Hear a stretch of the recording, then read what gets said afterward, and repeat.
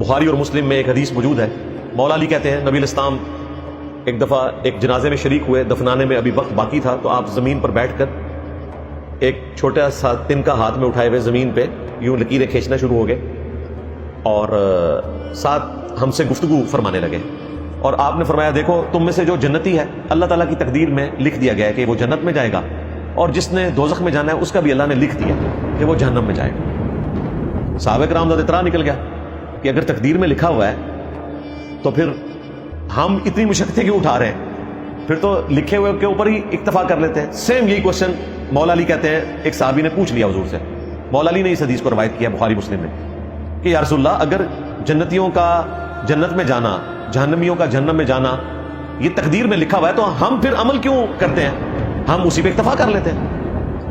تو آپ علیہ السلام نے فرمایا کہ عمل کرتے رہو, جنتیوں کے لیے جنت والے اعمال آسان ہو جائیں گے اور جہنمیوں کے لیے جہنم والے اعمال آسان ہو جائیں گے. کتنا زبردست جواب.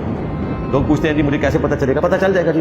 اگر جنت والے اعمال آپ کے لیے آسان ہیں اور آپ خدا کو رسپانس کر رہے ہیں تو آپ جنت کے لیے پیدا ہوئے ہیں انشاءاللہ. اور اگر آپ جہنمیوں والے اعمال کرتے چلے جا رہے ہیں تو آپ جہنم کے لیے پیدا ہوئے ہیں. اور اگر آپ کو پتہ چل گیا فوراً توبہ کریں, ابھی آپ جنت والے راستے پہ آ جائیں گے, یہ آپ کے اختیار میں. بیڈ لک دنیا میں ہوتی ہے, یاد رکھیے گا, آخرت میں کوئی بیڈ لک نہیں ہے. اسی لیے قرآن میں اللہ نے بار بار یہ بات ڈکلیئر کی کہ اللہ تعالیٰ اپنے وعدے کی خلاف ورزی نہیں کرتا, کیونکہ کسی کو وسوسہ آ سکتا تھا کہ دنیا میں ایسا ہوتا ہے کہ انسان محنت کرتا ہے اور پیپروں میں بیٹھنے کی باری آتی ہے, ایکسیڈنٹ ہو جاتا ہے, بیمار ہو جاتا ہے, پہنچ نہیں سکتا, بیڈ لک ہو جاتی ہے.